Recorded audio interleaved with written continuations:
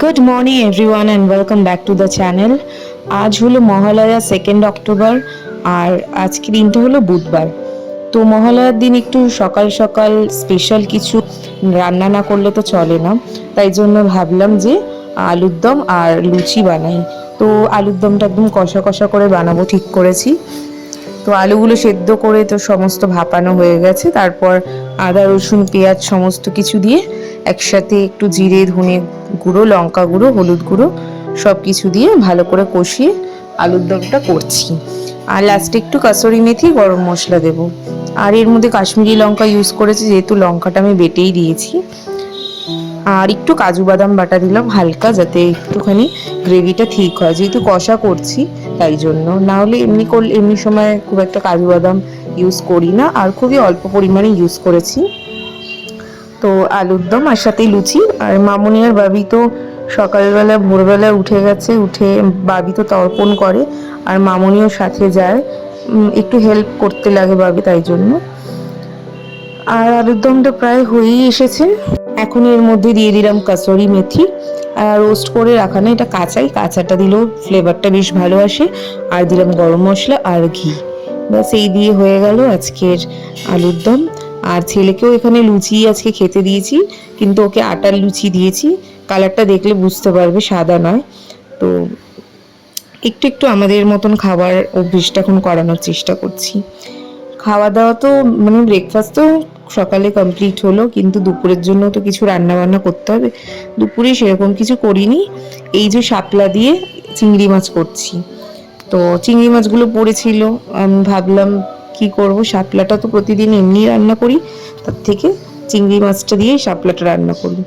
কখনো করিনি, খেতে খুব ভালোই হয়েছিল, দেখেছিলাম রেসিপিটা ফেসবুক ইউটিউবে, তাই জন্য ভাবলাম একবার ট্রাই করে দেখি কেমন হয়। তো একটু কালো জিরে ফোড়ন দিয়ে চিংড়ি মাছটা হলুদ জিরে গুঁড়ো ধনে গুঁড়ো আর একটু লঙ্কা গুঁড়ো দিয়ে ভালো করে একটু কষিয়ে নিয়ে তার মধ্যে শাপলাগুলো দিয়ে দিয়েছি। আর শাপলাগুলো বেশ মোটা মোটা ছিল, এক একদিন শাপলাগুলো দেখি বাজারে সরু সরু পাওয়া যায়, আমি মোটা শাপলাটা পাই না সেরকম একটা, সেদিনকে পেয়ে নিয়েছিলাম, 20 টাকা নিল বান্ডিলটা। আর শাপলাগুলো দেখো একদিন আগে কেটে রাখা ছিল ফ্রিজে, তাই জন্য এরকম একটু জল ঢুকে গেছে। আমি জলগুলো একটু চিপড়ে চিপড়ে দিয়েছিলাম, আর একটু নুন দিয়েছিলাম, লাস্টে একটু মিষ্টি দিলাম। তো এইসব শাপলা ঠাপলাতে একটু লাস্টে মিষ্টি দিয়ে দিলে স্বাদটা বেশ ব্যালেন্স হয়ে যায়, ভালো লাগে খেতে। তো এদিকে শাপলাটাও রেডি হয়ে গেল। এইবার অনেকক্ষণ রান্না বান্না হয়েছে, একটু চা না খেলে চলছে না, তাই জন্য একটু চা বসিয়ে দিলাম আমি আর আমার হাজবেন্ডের জন্য। ও ন্যাচারালি চা খায় না, তাই আজকে বললো খাবে, তাই জন্য করলাম। আর এই বিস্কিটটা যে বেকারির বাদাম দেওয়া, এটা আমার দারুণ লাগে খেতে, বাবি নিয়ে আসে আর আমিও পেলে মাঝে সাঝে নিয়ে নিই। চা ঠা খাওয়া শেষ করে এখন মাছটা রান্না করে নিই। মাছটা রান্না করলে আজকের মতো রান্না শেষ। এই যে কাতলা মাছ, এই কাতলা মাছগুলোই করছি। আলু পেঁয়াজ ভেজে নিলাম, নিয়ে যেরকম ঝোল করি সেরকম। আর এখন একটা পার্সেল তোমাদের সাথে শেয়ার করে নিই, এটা ফার্স্ট ক্রাই থেকে এসেছে, ছেলের জন্য নিয়েছিলাম। আর মানে অষ্টমীর জন্য একটা আমি ভালো কুর্তা পাজামা সেট খুঁজছিলাম। তো নর্মাল স্টোরে দেখবে মন পছন্দের জামা কাপড় অনেক সময় অ্যাভেলেবেল থাকে না, তাই জন্য আমি কি করি অনলাইনে নিয়ে নিই। আর মোটামুটি ওর সাইজগুলো আমি জানি, তাই জন্য অনলাইন থেকে এভাবে নিয়ে নিই। আগের বছরও এরকম একটা নিয়েছিলাম, ওটা অন্যরকম ছিল। আর এবছর এরকম একটা কুর্তা পাজামা সেট নিয়েছি। তো বাইরে তো আমি কোথাও এরকম সুন্দর সুন্দর ড্রেস পাই না, ছেলেদের মেয়েদের মোটামুটি অনেক রকম সুন্দর ডিজাইনের ড্রেস পাওয়া যায়, কিন্তু ছেলেদের আমি সেরকম একটা কিন্তু বাইরে অ্যাভেলেবেল দেখি না। তাই জন্য আমি ওর এথনিক যে ড্রেসগুলো সেগুলো আমি বেশিরভাগটাই অনলাইন থেকেই কিনি। ও হওয়ার পর থেকে এই ফার্স্ট ক্রাই থেকেই আমি কিনেছি, আগের বছরও কিনেছিলাম। মানে ছোট বাচ্চাদের সমস্ত রকমের সাইজের কত রকমের ভ্যারাইটি জামা এখানে পাওয়া যায়। আর এটা ওকে পরিয়েছি, একদম ফিট এসেছে, আর কাপড়ের কোয়ালিটি তো খুবই ভালো, একদম সফট। আর এখন লাঞ্চে বসে পড়লাম। লাঞ্চে দেখালামই তোমাদের শাপলা করেছি আর কাতলা মাছের ঝোল, এই দিয়ে আজকে লাঞ্চটা করে নেব। গুড ইভিনিং এভরিওয়ান, ঘড়িতে বাজে এখন 6:45 মতো, পড়ানো সব কমপ্লিট।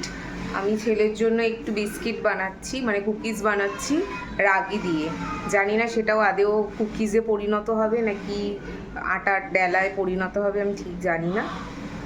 চেষ্টা করলাম, দেখি কি হয় রেজাল্টটা। এই যে কুকিজটা বসিয়েছি আমি এই নর্মাল ননস্টিকের কড়াইটাই প্রিহিট করে নিয়েছিলাম, করে এরকম চকলেট ফ্লেভারের বানাচ্ছি। দেখি এটা আদেও সাকসেসফুল হয় কি না। এখানে আরও কিছুটা রয়েছে বিস্কিটের যে মাখাটা সেটা। আর আজকে মিল্কমেড দিয়ে চা করব, দুধ নেই ঘরে।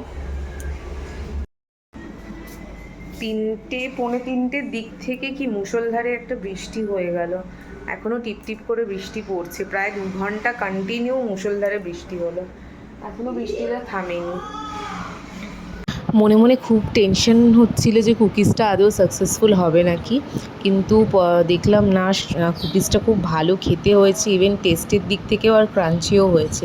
তো ওই ছেলেকে 4টে দিলাম, বাকিগুলো এখন ভরে ফ্রিজে রেখে দেবো।